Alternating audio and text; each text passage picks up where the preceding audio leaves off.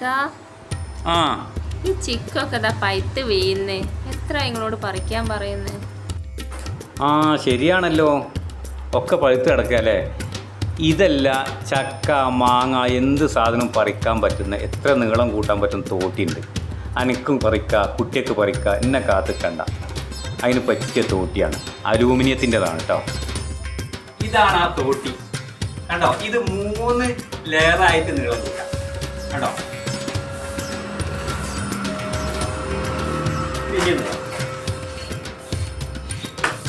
കണ്ടില്ലേ? ഇനി അബദ്ധത്താൽ ലൈമ തട്ടിയ ഷോക്ക് അടിക്കില്ല. ഇത് കംപ്ലീറ്റ് പ്ലാസ്റ്റിക്കിന്റെ കോട്ടിങ് കേട്ടോ. പ്ലാസ്റ്റിക് എത്ര നിങ്ങളുണ്ട്, അതായത് 18 അടിയുണ്ട്.